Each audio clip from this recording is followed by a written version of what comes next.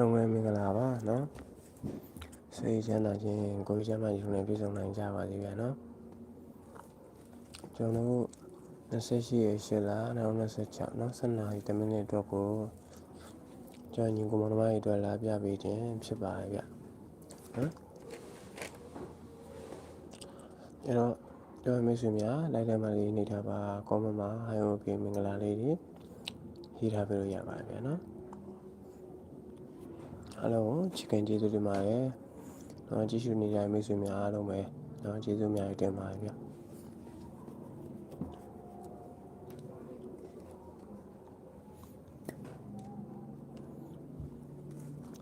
ကျွန်တော်နော်လူလေးတွေစောင့်နေတယ်ဒါပေမဲ့အချင်းကလည်းမရှိရတော့ကြောင့်မလို့ကျွန်တော်လူတော့မဆောင်တော့ဗျာနော်။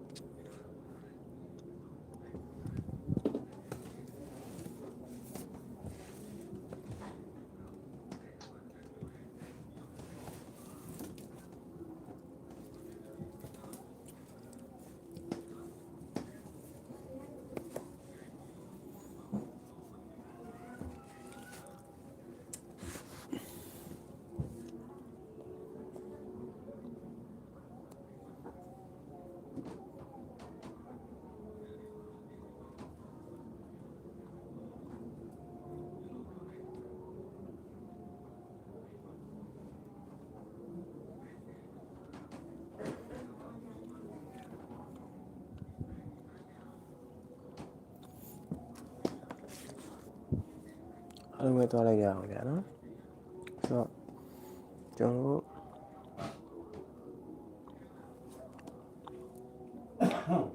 ဒီပင်လေးကနေစပြီးသွားမယ်နော်တေကူကတစ်ထိတယ်နော်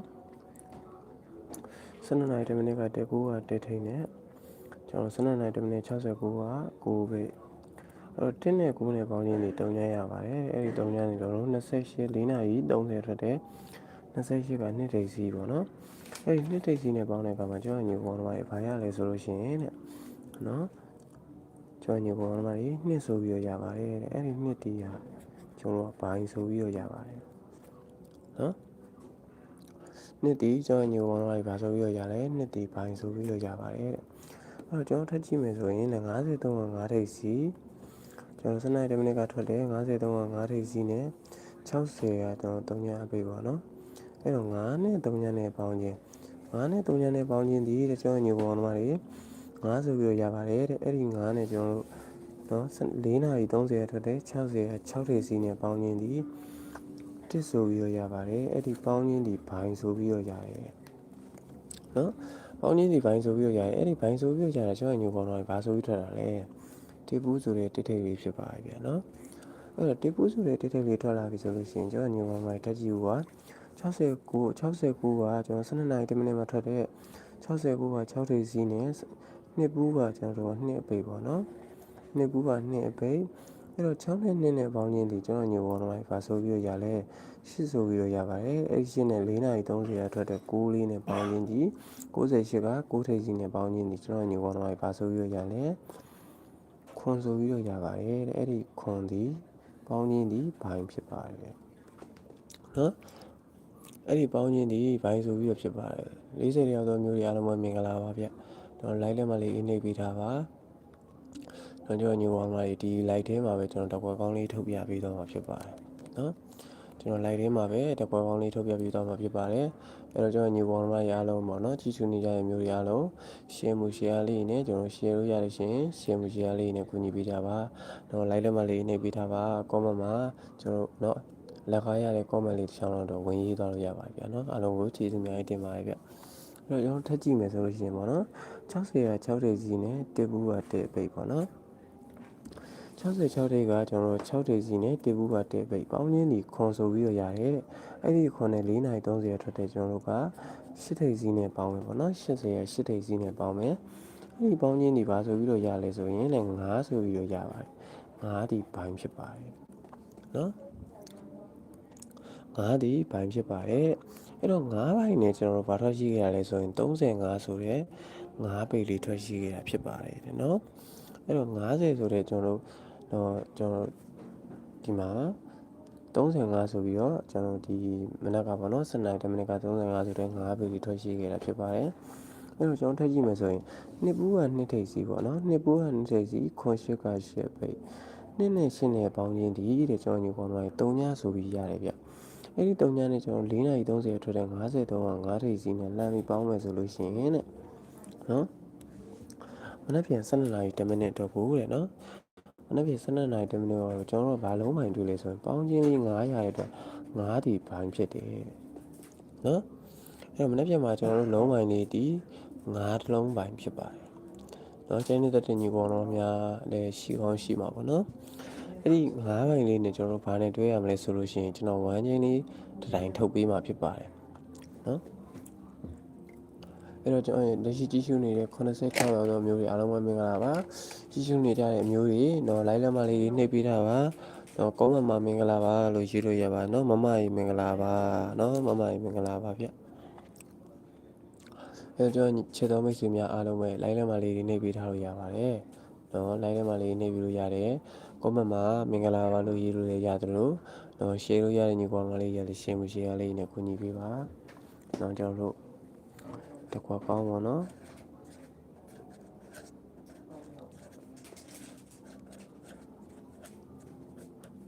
ကျွန်တော်ဒီနေ့မှာကျွန်တော်တကွာကောင်းလေးကျွန်တော် live ထဲမှာပဲထုတ်ပေးတော့မှာဖြစ်ပါတယ်အဲ့တော့ကျွန်တော်တို့ရဲ့မျိုးတွေအားလုံးပဲညချမ်းလေးပါတဲ့ဟုတ်ကဲ့ပါနော်ကျွန်တော်ရဲ့မျိုးတွေအားလုံးပဲနော်live လေးကိုဆုံးနိုင်အောင်ကြည်သွားပြီးကိုမြေထားရခံအပ်ပါဗျာနော်အဲ့တော့ကျွန်တော်ရဲ့မျိုးတွေတစ်ချက်ကြည့်ရမှာဗာလဲဆိုလို့ရှိရင်နော်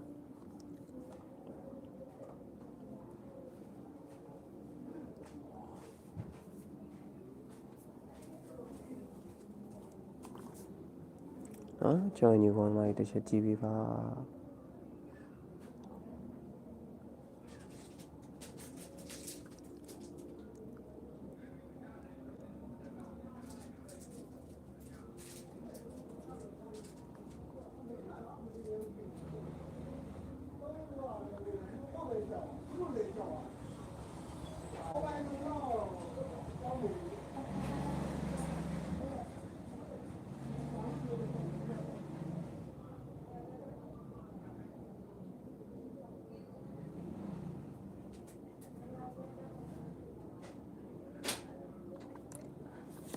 နောက်ထပ်ကျွန်တော်တို့လုံးဝလေးတစ်လုံးနဲ့ထပ်သွားမှာဖြစ်ပါတယ်ဟုတ်69က6ထိပ်စီပေါ့နော်69က6ထိပ်စီ80ကကျွန်တော်တို့80က8ထိပ်နဲ့6နဲ့8နဲ့ပေါင်းခြင်း6နဲ့8နဲ့ပေါင်းခြင်းဒီကျွန်တော်ညီကောင်တို့များ4ဆိုပြီးတော့ရပါတယ်တဲ့အဲ့ဒီ4နဲ့ကျွန်တော်တို့2ပူးက2ထိပ်စီနဲ့ပေါင်းခြင်းဒီကျွန်တော်တို့2ပူးက2ထိပ်စီနဲ့ပေါင်းခြင်းဒီ6ဆိုပြီးတော့ရပါတယ်6ရဲ့ပါဝါဒီက1ဖြစ်ပါတယ်တဲ့1ဒီဘိုင်းဖြစ်ပါတယ်နော်1ဒီဘာဖြစ်လဲဆိုရင်1ဒီဘိုင်းဖြစ်ပါတယ်တဲ့မြစုရေးမင်္ဂလာပါဗျာနော်အဲ့တော့ကျွန်တော်ထပ်ကြည့်မယ်ဆိုလို့ရှိရင်60က6ထိပ်စီ53က5ထိပ်စီ6နဲ့5နဲ့ပေါင်းခြင်းဒီ1ဆိုပြီးရတယ်အဲ့ဒီ1နဲ့1ပူးကကျွန်တော်တို့က1ထိပ်စီနဲ့ပေါင်းတဲ့အခါမှာနော်1ပူးက1ထိပ်စီနဲ့ပေါင်းတဲ့အခါမှာတဲ့ကျွန်တော်ညီကောင်က2ဆိုပြီးတော့ရတယ်2ကပါဝါဒီကခွန်ဒီကဘိုင်းပေါ့နော်ခွန်ဒီကကျွန်တော်မျိုးတွေဘိုင်းဖြစ်ပါတယ်တဲ့အဲ့တော့ထပ်ကြည့်မယ်ဆိုလို့ရှိရင်နော်ကျွန်တော်2ပူးက2ထိပ်2ပူးက2ထိပ်ကျွန်တော်13က1ထိပ်စီတော့ကျွန်တော်88ကခွန်ထိပ်စီပေါ့နော်အဲ့တော့2က1ကခွန်ရပေါင်းခြင်း2က1ကခွန်ရပေါင်းခြင်းဒီ3ညက3ညရဲ့ပါဝါဒီက9ဒီဘိုင်းနဲ့နော်9ဒီကျွန်တော်ညီကောင်တို့တွေဘိုင်းဆိုပြီးဆင်းလာတယ်အဲ့တော့မနေ့ပြန်7နာရီ10မိနစ်ကလေးမှာကျွန်တော်ညီကောင်တို့တွေ1ပူးဒီက1ထိပ်2ကူးဒီက2ထိပ်နဲ့1နဲ့2နဲ့ပေါင်းခြင်းဒီ3ပါ3နဲ့ကျွန်တော်35က3ထိပ်စီးနဲ့ပေါင်းတဲ့အခါမှာကျွန်တော်ညီကောင်တို့6ဆိုပြီးတော့ရပါတယ်တဲ့6ရဲ့ပါဝါဒီက1ဖြစ်တဲ့အတွက်ကြောင့်လို့ကျွန်တော်ညီကောင်တို့1တီကဘိုင်းဖြစ်ပါတယ်တဲ့နော်အဲ့တော့မနေ့ပြန်မှာကျွန်တော်တို့9ဘိုင်1ဘိုင်လေးတွေ့ထားတယ်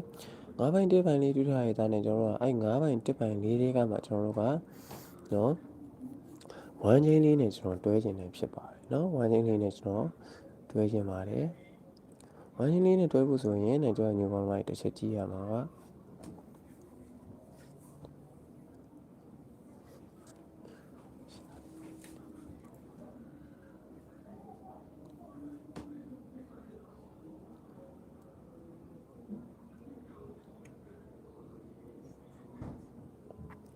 ကိုမောင်မင်္ဂလာပါဗျာ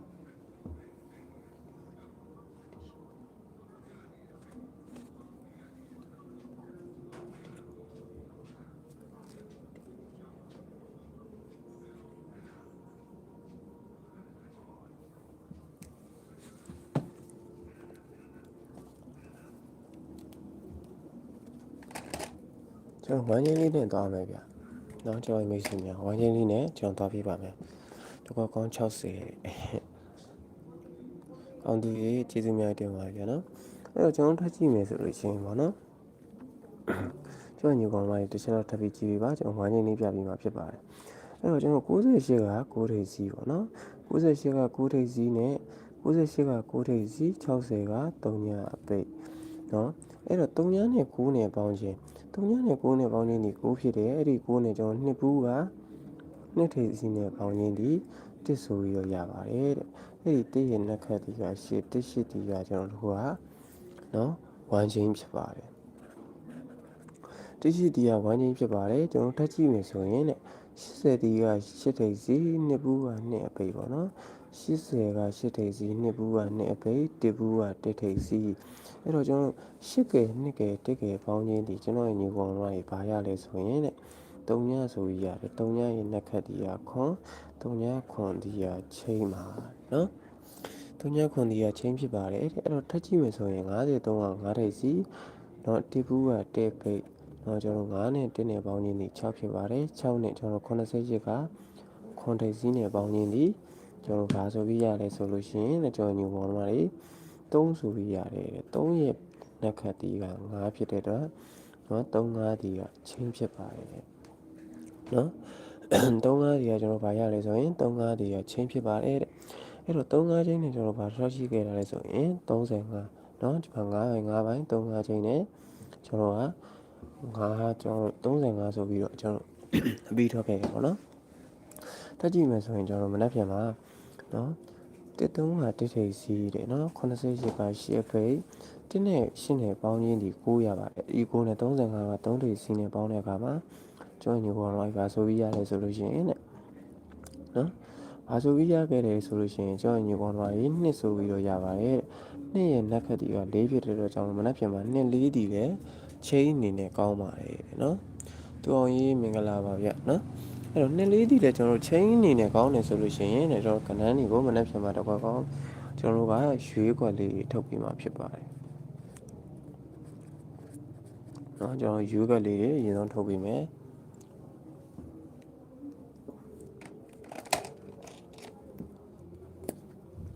ရွေးခွက်လေးအနေနဲ့ကကျွန်တော်ဘာရလဲဆိုလို့ရှိရင်9ပိုင်းနဲ့တွဲမယ်ဆိုရင်51ပေါ့နော်51ကျွန်တော်52 54နော်ပြီးတော့ကျွန်တော်တစ်ပိုင်းနဲ့တွဲမယ်ဆိုရင်1 2 1 4နော်ခဏကတော့ကျွန်တော်9ခွက်ထဲပဲရှိမယ်ဗျနော်အကုန်လုံးကိုအားပြီးတော့ကစားစီခြင်းပါတယ်ခဏကတော့အားလုံးပေါင်း9ခွက်ထဲပဲရှိမယ်အဲဒီကမှကျွန်တော်အကြိုက်ဆုံးကိုရွေးထုတ်ပြီးပါဆိုလို့ရှိရင်တစ်ခွက်ကောင်းအနေနဲ့ကျွန်တော်မနှက်ပြန်မှာ54ကြိုက်ပါတယ်နော်ကျွန်တော်ညီပေါင်းမိုင်းအားလုံးအားပြီးတော့ကစားဖို့လိုပါတယ်မနေ့ကမှကျွန်တော်တို့54ညီကိုလို့ပြောလို့ရတယ်54ပေါ့နော်ကျွန်တော်ညီကိုတငယ်ချင်းပါနော်အဲ့တော့54မနေ့ပြန်မှာကျွန်တော်ကြိုက်ပါတယ်တကြိုက်တယ်လို့ပြောတော့မနေ့ကချင်းဒီဘော်ဒီထွက်မယ်လို့တော့ကျွန်တော်တော့ခံအာမခံနေမှာမခံပါဘူးအဲ့တော့ကျွန်တော်မနေ့ကမှ54ကြိုက်တယ်အကြိုက်တဲ့ညီကိုများတော့ကောင်းရင်လည်းခံဆိုးရင်လည်းကျွန်တော်ခံပါဗျာနော်ကောင်းရင်လည်းဆန်းရမယ်ဆိုးရင်တော့လည်းခံရမယ်အဲ့တော့မနေ့ပြန်မှာတကွယ်ကောင်းနေတဲ့54ကိုထိုးထားစီခြင်းပါတယ်ပေါ့နော်ဒါကျွန်တော်ဘက်ကပြောချင်တာပါပြီးတော့ကျွန်တော်ပြချင်တာလေးတစ်ခုကပါလဲဆိုလို့ရှိရင်ကျွန်တော်တို့ဒီမှာ93ည193ည2ဒီသုံးလုံးပေါင်းချင်း1ပါနော်ပြီးတော့ကျွန်တော်တို့8နှစ်1ဒီသုံးလုံးပေါင်းချင်း1ပါအဲ့တော့ဒီတစ်ပင်မှာကြော်ထားပြီးတော့မှကျွန်တော်ဒီတစ်ပင်ကိုကြော်ထားပြီးတော့မှဒီမှာသွားမယ်ဆိုလို့ရှိရင်နော်183ဆိုရင်ကျွန်တော်တို့ကဒီသုံးလုံးပေါင်းချင်းပေါ့နော်1ကဲ8ကဲ3ရဲ့ဒီသုံးလုံးပေါင်းချင်းဒီကျွန်တော်တို့ဗာရလဲဆိုရင်2ဆိုပြီးတော့ရတယ်အဲ့တော့မနေ့ပြန်မှာကျွန်တော်တို့က2 5ဆိုရင်5ထိပ်စီပို့ကောင်းတယ်အဲ့တော့ကျွန်တော်ထိုးမယ်ဆိုရင်5ထိပ်နဲ့ပို့ပြီးတင်ထိုးပေါ့နော်ဒါဒီသုံးလုံးပေါင်းရင်2ရဖို့ဆိုရင်5လာမယ်ပေါ့နော်ဒါကျွန်တော်ပြောဒါကျွန်တော် ဒါထိပ်စီးပို့ပြီးတော့ကောင်းတယ်လို့ပြောတာအဲ့တော့ဒီကောင်ဒဲပို့ကစားပါเนาะတကွယ်ကောင်းဟိုမှာကျွန်တော်တို့လောက်ရမှာပါလဲဆိုရင်ဒဲပို့ကစားလို့ရပါတယ်เนาะတကွယ်ကောင်းကိုဒဲပို့ကစားလို့ရပါတယ်เนาะအားလုံးသောမျိုးတွေအားလုံးပဲစိတ်ချမ်းသာရင်ကိုယ်ကျမ်းမာခြင်းနဲ့ပြည့်စုံနိုင်ကြပါစေခေါင်းရင်းလိုရင်ဆန္ဒထားရပြည့်စုံနိုင်ကြပါစေလို့ဆုမတောင်းရင်းနဲ့လိုက်ဆွေးနွေးဦးရနာဝင်ပြပါအားလုံးကိုကျေးဇူးများတင်ပါတယ်ဗျာနော်